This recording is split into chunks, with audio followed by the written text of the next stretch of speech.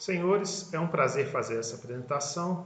Meu nome é Samir e vou apresentar o trabalho que fiz junto com meus orientadores, Lapo e Roque, cujo título é A Mesh Free Cell Based Smoothed Radial Point Interpolation Method for Damage Problems. Esta apresentação está dividida em 5 tópicos principais. Começaremos pela introdução, onde sucintamente apresentarei os objetivos deste trabalho. Em seguida, veremos as sessões destinadas à parte teórica, onde serão apresentados o método sem malha CSRPIN-P e o modelo constitutivo adotado no trabalho. Seguindo, veremos as simulações numéricas e seus resultados, finalizando na conclusão. Bom, o objetivo deste trabalho foi aplicar o método sem malha Cell-Based Smoothed Radial Point Interpolation Method with Polynomial Reproduction, ou CSRPIN-P, que foi originalmente proposto para problemas lineares em análises não lineares empregando um modelo de dano escalar. 2 simulações numéricas foram realizadas, utilizando 3 diferentes esquemas de seleção nodal para a construção do domínio de suporte, para conhecermos o comportamento do método. Todas essas simulações foram realizadas no Insane, que é um software open source que está sendo desenvolvido no Departamento de Engenharia de Estruturas da UFMG. O CSRPIN-P foi desenvolvido a partir da combinação do método PIN, Point Interpolation Method, com a formulação fraca e enfraquecida, mais a teoria do espaço G. Essa combinação forneceu a este método características interessantes que tornam seu emprego bastante atrativo.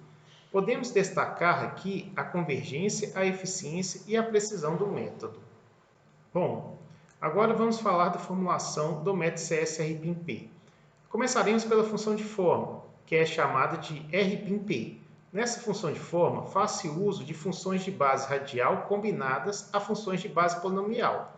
Assim, partindo da equação 1, que descreve o campo de deslocamento aproximado, e fazendo uso das funções radiais, representada pela letra R, e das funções polinomiais, representada pela letra P, podemos escrever a equação 2. Bom, RP nós conhecemos, afinal de contas foram escolhidos por nós. Então, temos que determinar B e A.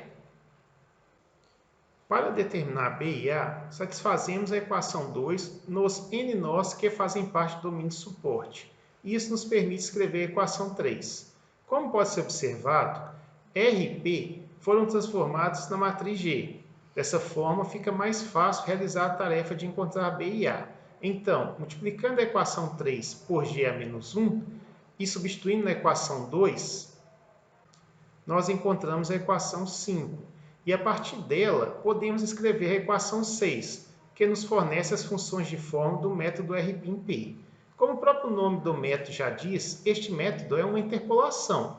Desta forma, o RPIN-P satisfaz as propriedades do delta de Kronecker, que é uma característica importante, pois facilita a aplicação das condições de contorno nos problemas.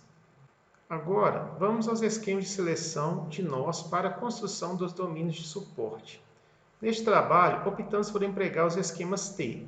No caso, o T4, o T6/3 e o T2L. O nome esquema T vem das células de fundo triangulares usadas também para construir os domínios de suporte. T4 significa um domínio de suporte com 4 nós. T6/3 indica que os domínios criados a partir de células internas terão 6 nós, e os criados a partir de células de borda terão apenas 3.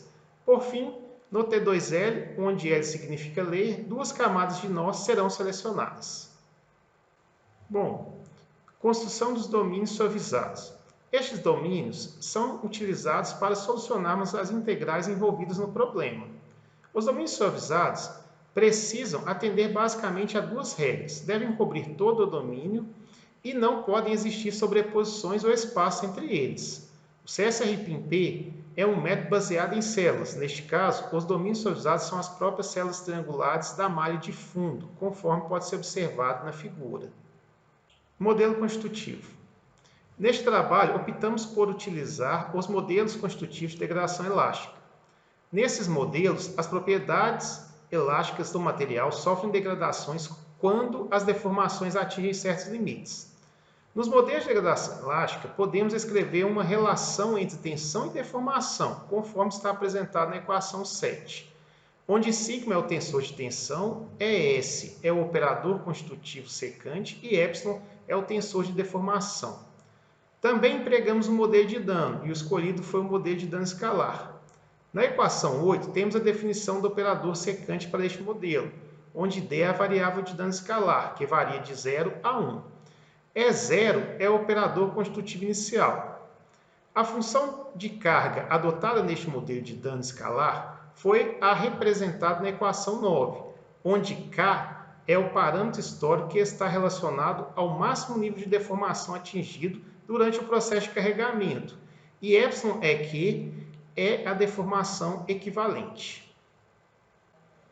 A variável de dano D é geralmente escrita em função da deformação equivalente, e aqui nós adotamos uma lei de dano exponencial, conforme descrito pela equação 10, onde K0 é o valor limite para a deformação equivalente. Alfa e beta são parâmetros que definem o nível máximo de dano permitido e a intensidade da evolução do dano, respectivamente. Neste trabalho, empregamos o modelo de dano escalar de Mazars, cuja deformação equivalente é dada pela equação 11. Aqui finalizamos a parte teórica, agora vamos para as simulações numéricas.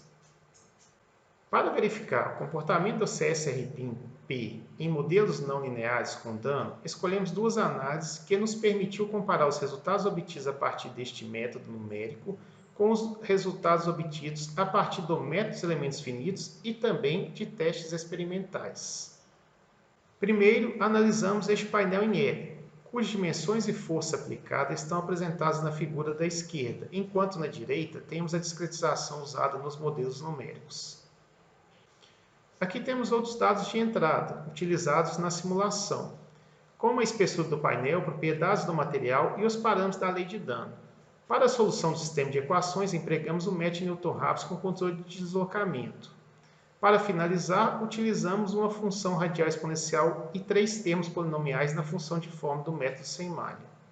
Os resultados obtidos são apresentados no gráfico, onde a região cinza representa os resultados dos testes experimentais, a linha azul representa os resultados do MEF e as linhas vermelha, verde e preta representam os resultados do CSRP, com os esquemas T4, T6/3 e T2L, respectivamente.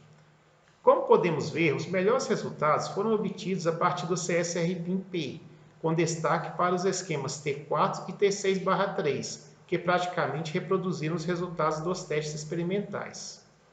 Nossa segunda simulação é um teste de flexão em 3 pontos, cujas dimensões da viga e a força estão apresentadas na figura acima, e logo abaixo temos a discretização aplicada nos modelos numéricos. Assim como na simulação anterior, temos aqui outros dados de entrada utilizados nas simulações, como a espessura do painel, propriedades do material e os parâmetros da lei de dano.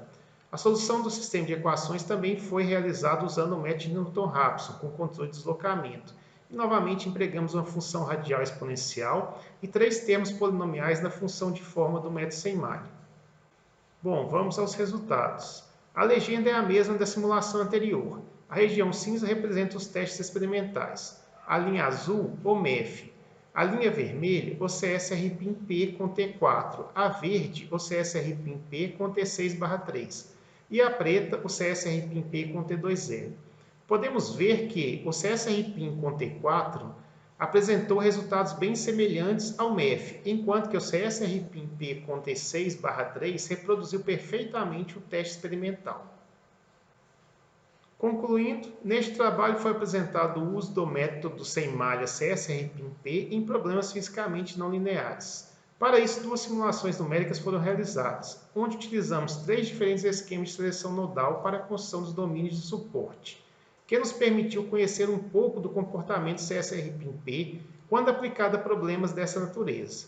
Para finalizar, entendemos que os resultados apresentados pelo CSRP foram bons, com destaque para o esquema T6/3. Termino aqui minha apresentação, agradecendo a todas estas instituições e também ao Silance por esta oportunidade. Obrigado.